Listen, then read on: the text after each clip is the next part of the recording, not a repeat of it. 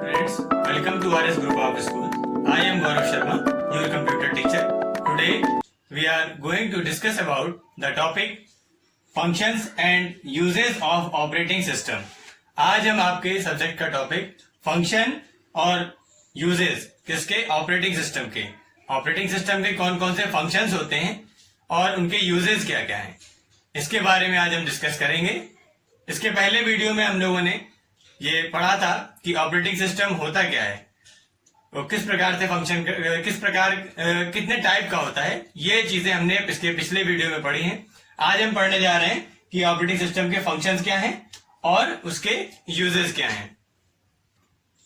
सबसे पहले हम ये देख रहे हैं कि ऑपरेटिंग सिस्टम होता क्या है। ये हम पहले डिस्कस कर चुके हैं। यहाँ पर हम एक डायग्राम की हेल्प से हम आपको फिर से एक बार रिवाइज करा रहे हैं कि ऑपरेटिंग सिस्टम एक्चुअल में क्या होता है। ऑपरेटिंग सिस्टम एक large set of complex programs होता है, ठीक है, जिसमें कि बहुत सारे प्रोग्राम्स होते हैं, उनका सेट होता है ऑपरेटिंग सिस्टम में, जो कि कैसे वर्क करता है, act as an interface between computer hardware and user. देखिए यहाँ पर आपको दिख रहा है कि ऑपरेटिंग सिस्टम जो है, ये ऑपरेटिंग सिस्टम है, ये यूजर और कंप्यूटर हार्डवेयर के बीच में इंटरफेस का काम करता है। इंटरफेस का मतलब क्या होता है?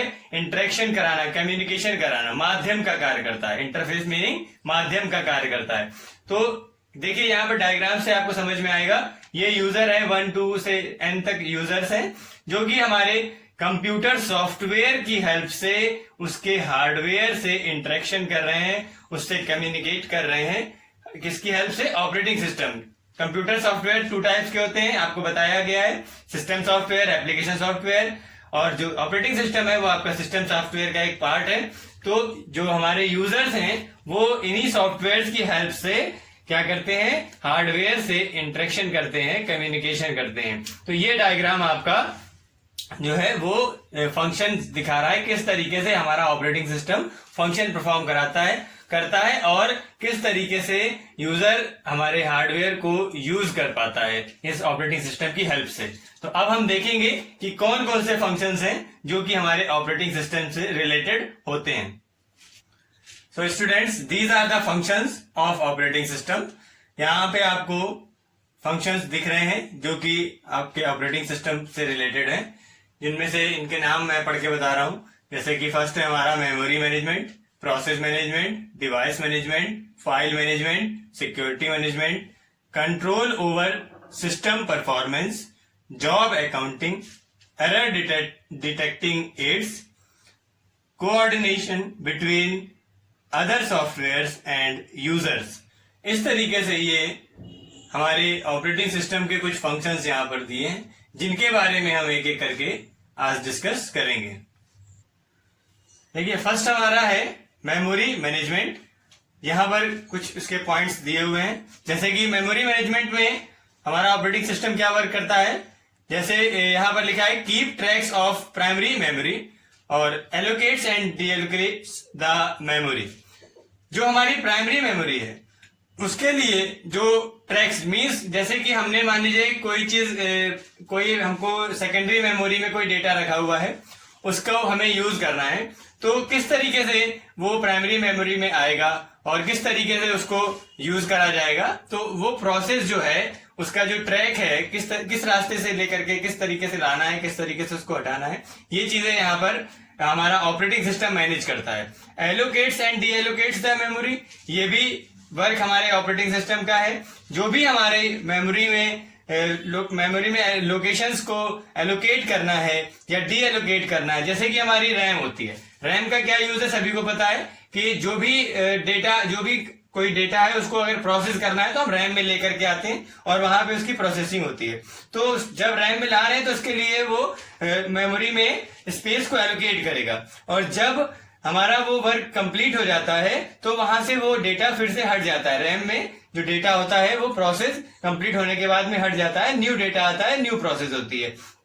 तो उस डेटा को एलोकेट करना, उसके लिए लोकेशन एलोकेट कराना, और जब वर्क कंप्लीट हो जाए तो उसको डी एलोकेट करना, ये प्रोसेस भी हमारा ऑपरेटिंग सिस्टम ही परफॉर्म करता है। इसी तरीके से नेक्स्ट हमारा है प्रोसेस मैनेजमेंट, उसके बारे में डिस्कस करते हैं। Next is process management. Next हमारा है प्रोसेसर मैनेजमेंट। देखिए इसमें क्या कर रहा है, जिस तरीके से अभी हमारा था मेमोरी मैनेजमेंट, इसी तरीके से हमारा है प्रोसेसर मैनेजमेंट। इसमें भी वो प्रोसेसर के लिए ट्रैक प्रोवाइड करता है, keep track of processor and allocates the process to a process. हमारी जो भी प्रोसेस वहां पर उस समय जो भी प्रोसेस होनी है उसके लिए भी वो प्रोसेसर को एलोकेट करता है। देखिए जैसे कि मान लीजिए कोई वर्क है, हमें वर्क परफॉर्म कराना है, तो बहुत सारी प्रोसेस मान लीजिए कुछ वेटिंग में है, कुछ न्यू प्रोसेसेस हैं, तो किस प्रोसेस को उस समय सीपीयू एलोकेट करना है। प्रोसेसर का मीन्स होता है सीपीयू, ठीक है। तो जो भी प्रोसेस परफॉर्म करानी है, एक से ज्यादा मान लीजिए प्रोसेसेस हैं, क्यू में है, तो उनमें से किस प्रोसेस को सीपीयू एलोकेट करना है, किसको नहीं करना है, प्रेफरेंस के अकॉर्डिंग ये भी हमारा जो वर्क है ये हमारा ऑपरेटिंग सिस्टम ही परफॉर्म करता है। Next is device management. देखिए जैसे हमने अभी तक देखा कि इसमें मेमोरी और प्रोसेसर को मैनेज करता है ऑपरेटिंग सिस्टम, इसी तरीके से जितनी भी डिवाइसेस हमारे कंप्यूटर से कनेक्टेड हैं उन सभी का जो भी इनपुट आउटपुट प्रोसेस है या जो भी प्रोसेस वो डिवाइस परफॉर्म कर रही है उसको भी मैनेज हमारा ऑपरेटिंग सिस्टम ही करता है। तो देखिए यहाँ पर लिखा हुआ है keep tracks of all devices. तो जो भी डिवाइसेस हमारी कनेक्टेड हैं उन सभी के लिए भी ये ट्रैक प्रोवाइड करता है and allocates and deallocates the device.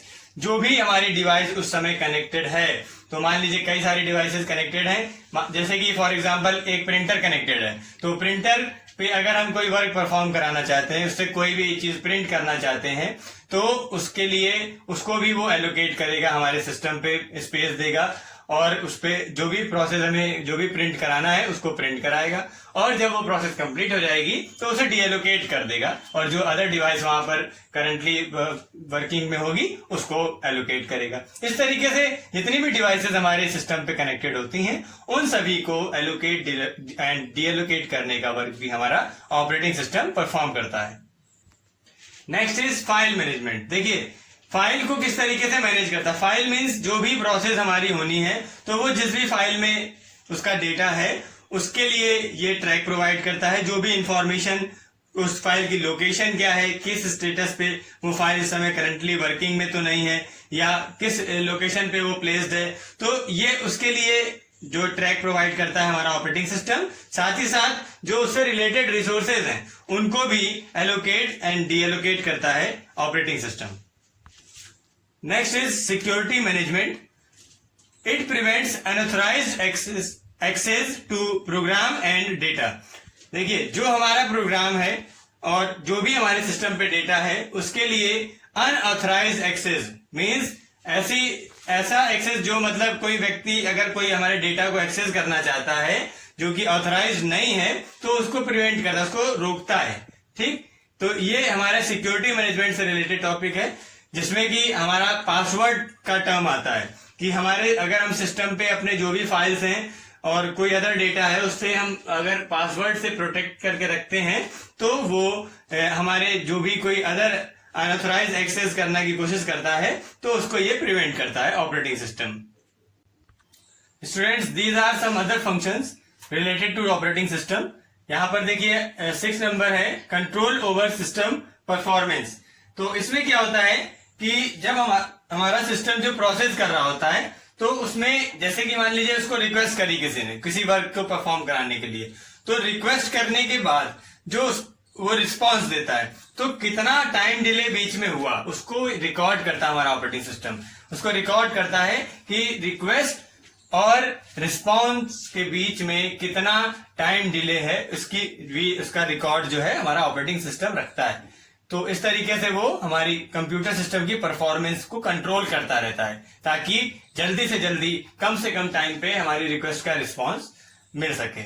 इसी तरीके से नेक्स्ट है जॉब अकाउंटिंग। इसमें क्या होता है कि जो भी हमारे यूजर्स हैं वो जो भी रिसोर्सेज को यूज कर रहे हैं तो उसके लिए भी वो जैसे कि यहाँ पर बताया कि डिले को कंट्रोल करता है, उसी तरीके से जो भी यूजर्स हमारे अलग अलग रिसोर्सेज को यूज कर रहे होते हैं तो उन सभी को वो रिसोर्सेज एलोकेट कराने का काम और जो कितने जॉब्स, कितने रिसोर्सेज, कितने भी प्रोसेस, कितने वहां पर परफॉर्म हो रहे हैं, इन सब को वो काउंट करता है। ठीक है, कि कितने प्रोसेस एक साथ वहां वर्किंग हो रही है, ज्यादा तो नहीं, कम तो नहीं, या कितने उसके लिए लिमिटेशन है, इन सब चीजों को कंट्रोल करता है। जिससे कि ताकि प्रोसेस जो है वो सही तरीके से प्रोसेस सिंपल तरीके से चलती रहे। नेक्स्ट हमारा है एरर डिटेक्टिंग एड्स। जैसे कि हमारे सिस्टम पे कोई वर्क परफॉर्म हो रहा है और बीच में वो स्टॉप हो गया, तो किस रीजन से वो वर्क स्टॉप हुआ है उसको भी वो डिटेक्ट करने का काम ऑपरेटिंग सिस्टम का है। जैसे मान लीजिए कि हम कोई गेम खेल रहे हैं, फॉर एग्जांपल हमने कोई गेम खेला और गेम खेलते खेलते एक स्टेप बाय स्टेप उसको हम आगे चलते जा रहे हैं। अगर मान लीजिए बाई चांस गेम हमारा बीच में स्टॉप हो जाता है तो उसके बहुत सारे रीजन हो सकते हैं। फॉर एग्जाम्पल हमारा रैम की मेमोरी रैम कम पड़ गई, ठीक है। इसी तरीके से कोई ग्राफिक्स उसमें ऐसी अप्लाई हो गई जो कि हमारे सिस्टम से रिलेटेड नहीं है, हमारे सिस्टम पे उसकी कैपेसिटी उतनी नहीं है, तो इस तरीके से हमारा सिस्टम वहां पर स्टॉप हो जाएगा। तो जब स्टॉप हो जाएगा तो हम उसको चेक कर सकते हैं, हमारा ऑपरेटिंग सिस्टम हमको बताएगा कि किस रीजन से ये हमारी प्रोसेस स्टॉप हुई है, तो एरर को डिटेक्ट कर सकता है हमारा ऑपरेटिंग सिस्टम। नेक्स्ट हमारा लास्ट है coordination between other software and users. तो हमारे सिस्टम पे, हमारे कंप्यूटर पे जो भी प्रोसेस परफॉर्म होती है तो उसके लिए और भी बहुत सारे एक्स्ट्रा सॉफ्टवेयर की भी नीड रहती है। जैसे फॉर एग्जांपल हम जो सिस्टम पे टाइप कर रहे हैं, जो भी वर्क कर रहे हैं, आप सभी को पता है कि हमारा कंप्यूटर जो है वो बाइनरी लैंग्वेज पे वर्क करता है 0-1 पे। तो उसके लिए हमारे कंप्यूटर पे कंपाइलर का होना मैंडेटरी है, कंपल्सरी है। तो कंपाइलर हमारी लैंग्वेज को कंप्यूटर की मशीन लैंग्वेज पे कन्वर्ट करता है और उसकी लैंग्वेज को फिर से हमारी लैंग्वेज में कन्वर्ट करके यूजर को आउटपुट दिखाता है। तो ये चीज होने के लिए, जैसे कि हमने मान लीजिए कोई चीज टाइप करी तो हमारे सिस्टम पे गई, तो सिस्टम पे जा रही तो उसको कन्वर्ट करके कंपाइलर भेज रहा है। तो कंपाइलर और हमारी डिवाइस के बीच में, इसी तरीके से यूजर और हार्डवेयर के बीच में जो भी कोऑर्डिनेशन है वो सारा वर्क हमारा ऑपरेटिंग सिस्टम परफॉर्म करता है। तो इस तरीके से ये हमारे फंक्शंस थे इसके ऑपरेटिंग सिस्टम के। अब हम देखेंगे कि कौन कितने उसके क्या क्या उसके यूजेस हैं, ऑपरेटिंग सिस्टम के यूजेस क्या क्या हैं, कुछ उसके इंपॉर्टेंट यूजेस की बात हम करेंगे। स्टूडेंट्स अब हम देखेंगे uses of operating system. Operating system के यूजेस क्या क्या, अभी हमने देखा उसके फंक्शंस कौन कौन से हैं, अब हम देखेंगे कि उनके क्या क्या यूजेस हैं। देखिए यहां पर लिखा interaction between user and computer. हमारे कंप्यूटर और यूजर के बीच में इंटरेक्शन प्रोवाइड कराने का काम जो है वो कौन करता है, ऑपरेटिंग सिस्टम करता है, जो कि हमने वीडियो के सबसे स्टार्टिंग में आपको डायग्राम के थ्रू बताया था, वही चीज यहाँ पर लिखी हुई है। नेक्स्ट है स्टार्टिंग कंप्यूटर ऑपरेशन। जब हम अपना सिस्टम स्टार्ट करते हैं, कंप्यूटर को पावर सप्लाई देते हैं, जैसे ही कंप्यूटर ऑन करते हैं तो हमारा कंप्यूटर एक प्रोसेस स्टार्ट कर देता है जिसको हम बोलते हैं BIOS, BIOS, basic input output system. तो उस प्रोसेस को स्टार्ट करने का काम हमारे ऑपरेटिंग सिस्टम का ही होता है। Next is loading and scheduling users programme.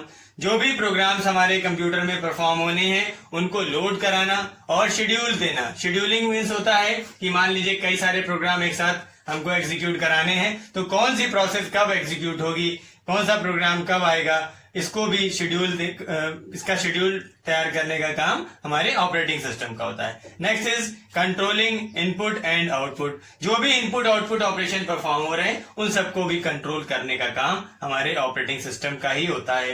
Controlling program execution. जो भी प्रोग्राम हमारा एग्जीक्यूट हो रहा है उसको भी कंट्रोल करने का वर्क जो है वो हमारे ऑपरेटिंग सिस्टम का ही होता है कि जो प्रोग्राम एग्जीक्यूट हो रहा है, जो करंटली प्रोसेस में है, उसको पूरी तरीके से सही तरीके से एग्जीक्यूट हो जाए और जो रिजल्ट उसका आना है वो प्रोवाइड हो। ये जिम्मेदारी भी हमारे ऑपरेटिंग सिस्टम की होती है। Next is managing use of main memory.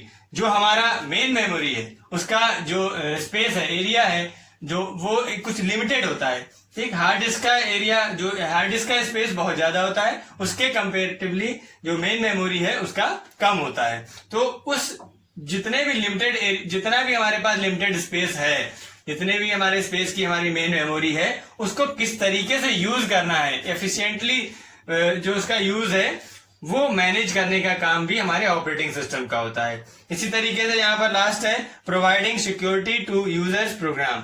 तो जैसे कि अभी हमने आपको डिस्कस किया था कि जो यूजर्स के प्रोग्राम हैं उनको सिक्योरिटी प्रोवाइड कराने का काम भी हमारे ऑपरेटिंग सिस्टम का ही होता है कि बीच में अगर कोई प्रोसेस, मान लीजिए कई प्रोसेस एक साथ रन हो रही हैं, तो कोई किसी से मिक्स ना हो या कोई अनऑथराइज एक्सेस करके किसी दूसरी प्रोसेस से कोई डेटा को ना ले सके, तो वो भी हमारा ऑपरेटिंग सिस्टम ही मैनेज करता है। तो इस तरीके से ये सारे फंक्शंस और यूजेस ऑफ ऑपरेटिंग सिस्टम थे।